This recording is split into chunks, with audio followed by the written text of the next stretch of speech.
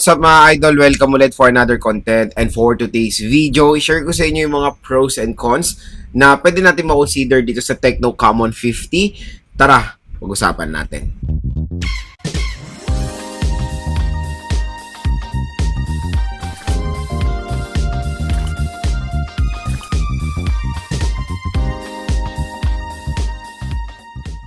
And for today's video mga idol, i-share ko sa inyo yung mga pros and cons na pwede natin ma-consider dito sa Tecno Common 50. So I know maraming gustong bumili nitong smartphone na to, at syempre iba nagiging skeptical kasi may mga cons siya, kung sulit ba siya kahit na ganito lang yung specs niya, dahil yun nga medyo tumaas talaga yung presyo nito Tecno Common 50 compare sa kanyang predecessor. Kasi yung predecessor niya, the Tecno Common 40, usually ang presyo lang nun nasa around below 10,000 pesos. I think nasa 8 to 9,000 pesos lang dating Tecno Common 40. Itong Tecno Common 50 ngayon medyo mahal siya, nasa ang SRP nito, check natin. Ang SRP niya is around 14,000 pesos. So, ang layo doon sa predecessor niya. Pero, syempre, ang magandang balita sa online, dito sa ating link. So, tap mo yung video. Ayan, view products. Mura nyo lang makukuha itong Tecno Common 50. Usually, pwede siya makuha around 11 to 12,000 pesos. Dahil, pag dyan kayo bumili sa ating link, may makukuha pa kayong additional discount voucher up to 1 to 2,000 pesos. Bukod doon sa sale prices sa online, meron pa kayo additional discount voucher dahil galing kayo dito sa ating video. Yan po ay pala collaboration ng YouTube Shopping at ng online platforms para sa mga consumers natin. Okay? So, grab yours now dahil hanggang meron pang offer ang platform na discount, grab nyo yan mga idol dahil ang ganda rin na makukuha yung offer dito sa Tecno Common 50. So yun nga, syempre sa isang smartphone, wala pong perfect na smartphone. Lahat po ng smartphone may mga cons yan. Wala pong perfect na lahat ay pros. So, syempre, maraming nagtatanong, Lods, ano ba, mas marami ba siyang cons compare sa pros niya? Or marami ba siyang pros compare sa cons niya based sa kanyang presyo? So, sa video na to, tatalakayin natin lahat yan para hindi maguluhan ng mga consumers natin para bumili netong Tecno Common 50. So, una-una natin pag-usapan mga idol yung con niya. So, unang-una dyan yung processor. I know marami na di-disappoint sa processor na ito, especially for its price na nasa 14,000 pesos tapos 4G. Tulad na sinabi ko before, di ba, wala na tayo dapat nakikita or kinukonsider na 4G device sa presyo na mid-range device. Usually, dapat pag 4G is under 10,000 pesos. Pero yun nga, maganda naman dito is bumababa naman yung price niya. Ang pinakamababang pwede nyo ito makuha is 11 to 12,000 pesos. So, sa 4G processor, pwede natin siya i-consider pero depende sa specification. So, yun lang naman. Marami na di-disappoint sa processor nito dahil it's MediaTek Helio G200 Ultimate. Hindi siya 5G processor na iba mas piniprefer yung 5G processor, of course, compare sa 4G. Next na con niya for me, sa kanyang presyo is of course yung charging rate. Usually kasi sa ganito presyohan, karamihan na nang nakikita natin, ang charging rate is matataas.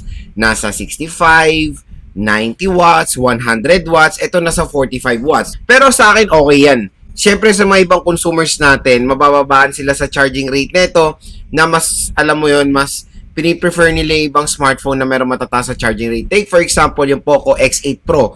100 watts po ang charging rate noon na hindi sila nagkakalayo ng presyohan netong Tecno Common 50. And syempre yung Poco X8 Pro is 5G pa yon. Gagawa tayo ng phone comparo about sa Poco X8 Pro and dito sa Tecno Common 50. Pero yon, isa sa nakaka-disappoint of course sa kanyang charging rate na 45 watt na usually nakikita na natin yan sa mga entry-level smartphones. So yun na mga J-Vlog, so far yung napansin kong cons dito sa Tecno Common 50. Next, syempre sa mga pros, ang dami pong advantages na itong smartphone na to sa kanyang presyo. Unahin na natin yung display. As you can see dito sa display, di ba, sobrang liwanag mga idol. Dahil biruin mo, ang nits of brightness nito is 4,500 nits of brightness ang pwede mo offer nito si Tecno Common 50. Ganon ka-convenient po gamitin itong smartphone na to sa outdoor. Kitang-kita nyo nung very clear yung smartphone nyo kumbaga sa direct sunlight.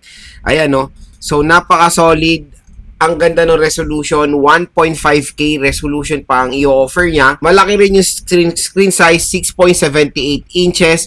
Syempre, naka-AMOLED display pa. 144Hz refresh rate pa to for smoother animation.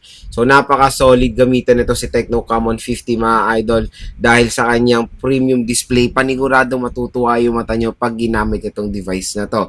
Next is yung operating system. So, yung operating system nito, kung gusto nyo ng isang Android na yung OS niya is parang nagre-resemblance sa iOS, ito na ang isa dyan. Dahil tingnan nyo naman kahit yung lock screen niya is mukha siyang iPhone when it comes sa lock screen, and even yung control center nila is iPhone lookalike. So when it comes sa UI neto, nagre-resemble siya sa iPhone mga idol, kaya napakaganda, very clean yung yung iOS. Yan yung isa sa nagustuhan ko dito sa smartphone na to. Very clean yung kanyang OS. And syempre, medyo nag-level up din si Tecno pagdating sa kanilang operating system. Dahil mga idol is na-update na rin sila ng ilang taon. So, di ba? Yan na rin ang parang nile-level up ng mga brands ngayon na kumbaga pwede na rin silang i-update ng mga ilang taon pa. So, longevity-wise, matagal yung mga gamit sa Tecno Camon 50. Syempre, ang susunod ditong advantage is of course, the camera performance. Yung camera nito napaka-solid nung trinay na natin siya dahil meron siya 50 megapixel at Sony Litia 700C ang kanyang sensor. Napakalinaw ng camera nito. Isa to sa mare-recommend ko sa mga consumers natin, especially sa mga naghanap ng smartphone o na more on focus sa camera. Panigurado matutuwa kayo sa mapoprovide netong camera. Pang flagship level na siya. Even the ultra-wide camera is great. 8 megapixel siya. So, it's a dual rear camera system. Pero okay na sa akin dual camera siya as long as yung pangalawang camera is merong ultra-wide camera system. Napakalinaw din ng front-facing camera nito. It's 32 megapixel siya, pero yung 4K video recording sa rear lang siya. Wala po siyang 4K video recording sa front. Yun lang naman yung nakakalungkot din. At isa pa lang disadvantage pa yan, wala siyang 4K support dito sa front na dapat meron kasi syempre cam on na to eh. Parang all-in ka na sa camera performance, dapat 4K mo na rin yung front-facing camera, di ba? Pero yun, all goods naman mga idol na bumawi sila sa sensor dahil Sony Litia 700C siya.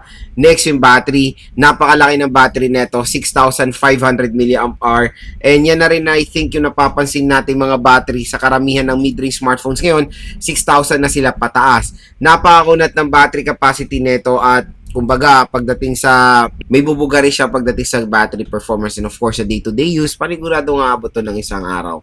At ito pa maganda dito, itong AI button nila na in short para siyang action button ng iPhone. So, very helpful.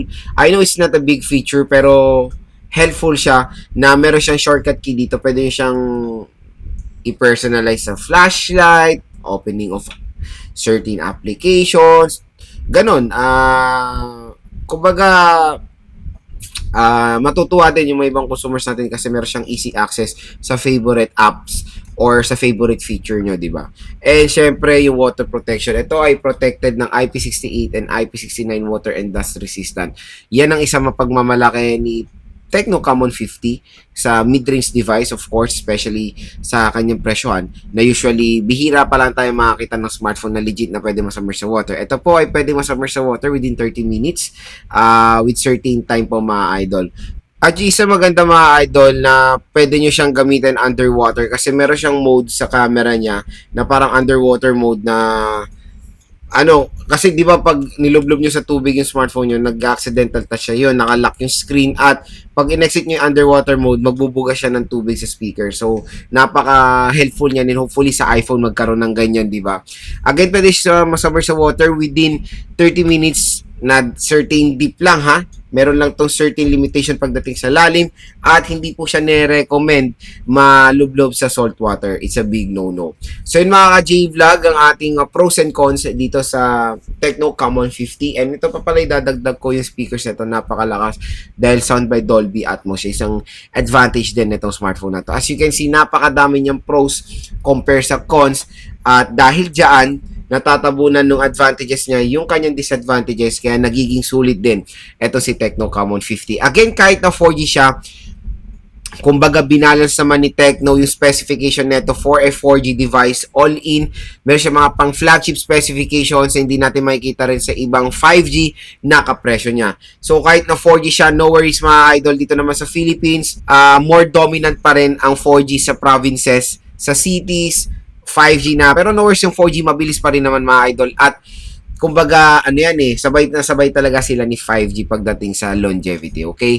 Kaya huwag kayo mag-alala kahit na 4G device yan, as long as yung processor na in-offer nila is maganda at okay rin naman kahit paano for day-to-day use, pwede na rin siya. So, sa mga gamers, I know, makukulangan kayo sa G200 Ultimate, kaya kung hindi kayo satisfied dito, meron pa naman mga ibang offer dito Tecno, like the Tecno Common 50 Ultra, yun, naka MediaTek Dimensity po yun. Pero ang G200 Ultimate, it can handle din naman mga pretty much ng modern games ngayon, especially pati mga AAA games, kayang-kaya rin naman ng MediaTek Helio G200 Ultimate. So kung interested kayo dito, isa to sa napakagandang i-recommend sa inyo ngayon 2026, ang Tecno Common 50. Napaka-solid ng camera performance for its price. Panigurado matutuwa kayo sa mapoprovide na specification nitong smartphone na to sa murang halaga lang. Kaya kung gusto nyo ito makuha ng bagsak presyo at sale, dito lang kayo bumili sa ating product link. So tap mo yung video, view products, mura at bagsak presyo lang makukuha itong Tecno Common 50 at may naghihintay po sa inyo special discount voucher. Pag bumili kayo dito sa ating product link, automatic na po yan upon checkout, automatic na po yung discount nyo upon checkout. And sana nakatulong po sa inyo to kung nagde-decide kayo bumili netong Tecno Common 50.